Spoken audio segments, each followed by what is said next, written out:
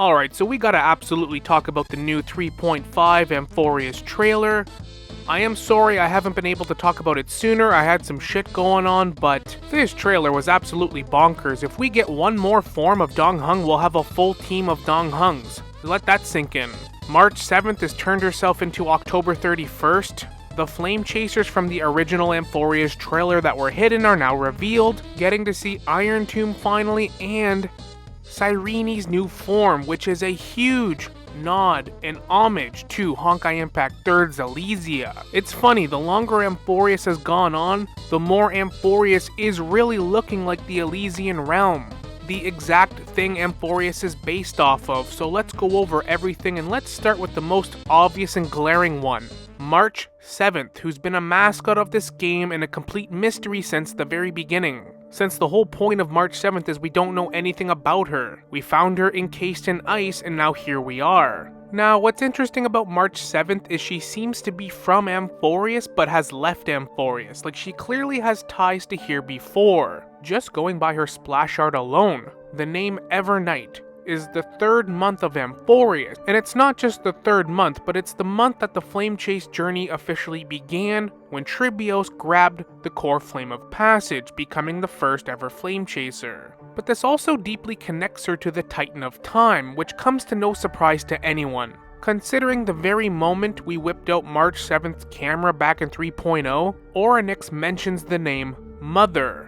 And the Time Titan's the only one that actually refers to Aeons and outside Amphoreus, because everyone else in Amphoreus doesn't know about Aeons. Phynon and Sirene only learned this in their last cycle in the last patch. Nobody else has a clue about the Aeons or the outside world though. I mean, we always knew that March 7th came from somewhere and had a past somewhere. But let's look at the Aeons that March 7th is teased to have association with. And there's 3 main ones obviously. The Remembrance is one of them, the Enigmata is another big one, and the Veracity, Ouroboros, which is very interesting actually. I did not see this coming. All of which make a lot of sense, and these are the 3 that make the most sense to me, and we're going to break them all down.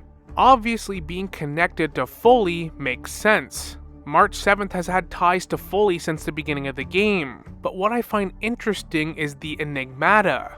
An Aeon in the shape of a jellyfish, but a candle that's melting. And that's why March 7th being connected to Mythos of the Enigmata actually has a lot of merit for a few reasons. Even in her splash art you can see a melting candle, and candles are something associated with the Memo Keepers and the Remembrance. We know that Amphoreus is assimilation now, that uses Memoria as its building block, and we also know that the program is rigged towards inevitable destruction. And what Aeon naturally counters news of erudition by default? The opposition. That's right, Mythos of the Enigmata. Also, jellyfish in general have a lot of connections with Remembrance.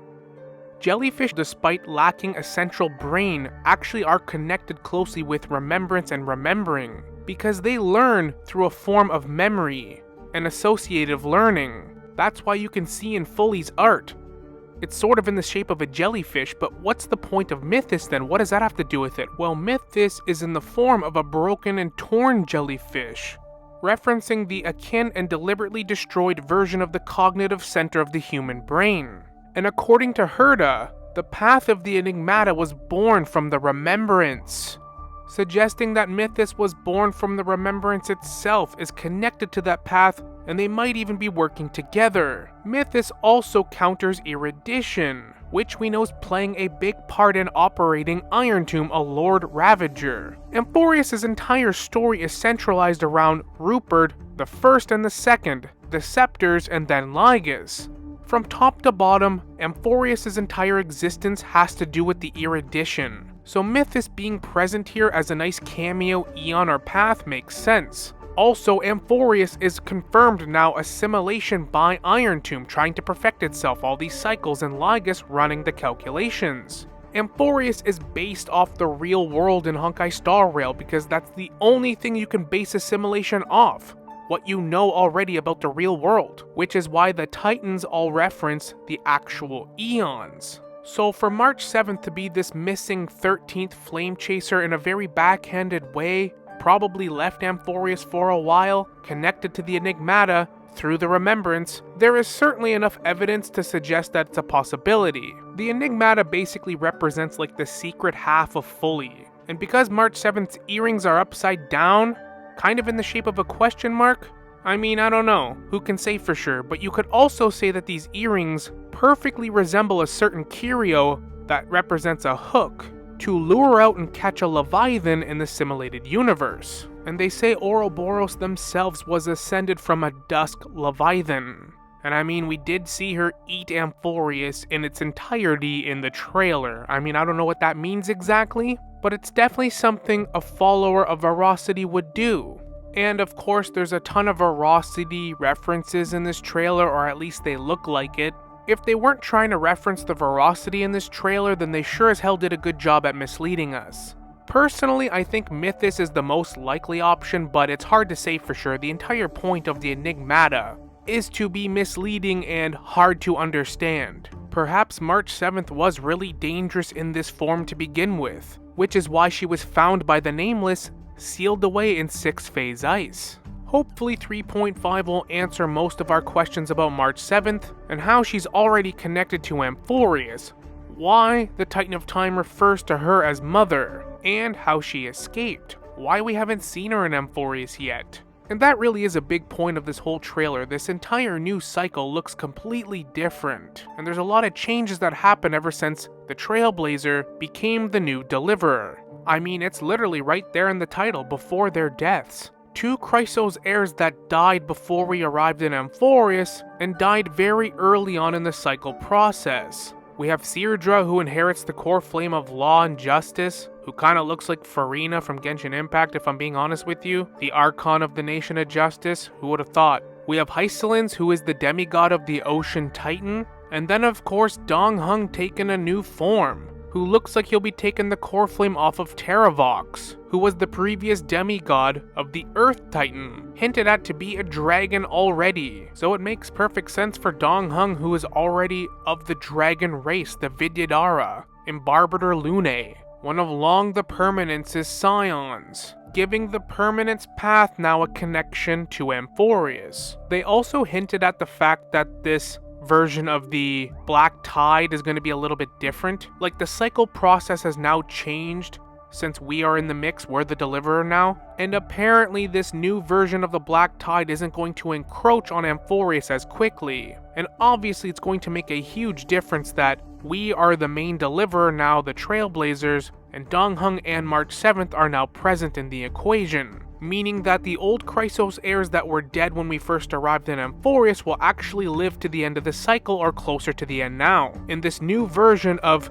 Iron Tomb's calculation cycle. And it's not even clear 100% if we're going to see a lot of the old Flame Chasers all that much, since you can see all of them kind of catching on fire in some way, probably hinting at the old version of the cycle now obsolete. It's changed. Not exactly sure what that means, but the cycle process is definitely going to be a lot different this time. And how many of these cycles we actually experience, I'm curious to find out. Like, how long are the Trailblazers going to be trapped here doing this? It's also pretty insane that Herta and Skrullum are now present as well. And we actually get to physically see Iron Tomb firsthand. Also, we're going to get to see Lygus in his boss form as well, since he's going to be the main boss in 3.5. At the very beginning of 3.4, when March 7th was first going to enter Amphoreus, her consciousness, because her body is still frozen on the Astral Express, Sirene, being in limbo, warned March 7th about entering Amphoreus. So I'm incredibly intrigued to learn if there's a very, very sinister reason why March 7th was encased in ice, why her memories were stripped away. Let me know in the comments which path you think they're teasing for March 7th's Evernight form. The last major thing I want to talk about is Sirene herself getting her Elysia form. This is a direct nod to Honkai Impact 3rd. This entire story really is. The Elysian Realm was a simulated world that you can meet the Flame Chasers, where simulated versions of themselves have to fight the Herrscher of Corruption, and Amphoreus being based off that whole chapter is just making more and more sense, especially with Iron Tomb being this corrupted supercomputer from Rupert II, this scepter, Lygus being a diabolical genius, operating this computer and running these simulations. Since we know Elysia plays a significant role in Honkai Impact 3rd, both as a former flame chaser of the previous era and as a simulated presence in managing the Elysian realm in current era.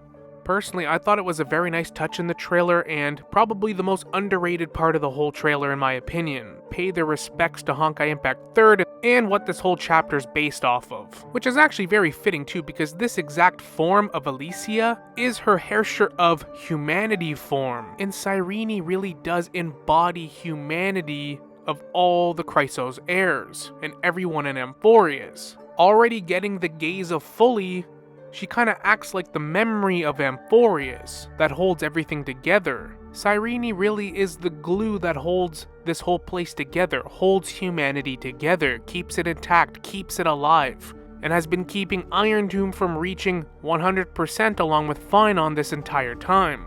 They even give Sirene in this form her elf-like ears. But that's my speculation on this trailer. It had a lot of lore implications, a lot of teasers, a lot of red herrings. But one thing we can all agree on, it had a lot to look forward to in 3.5 that's coming up very soon.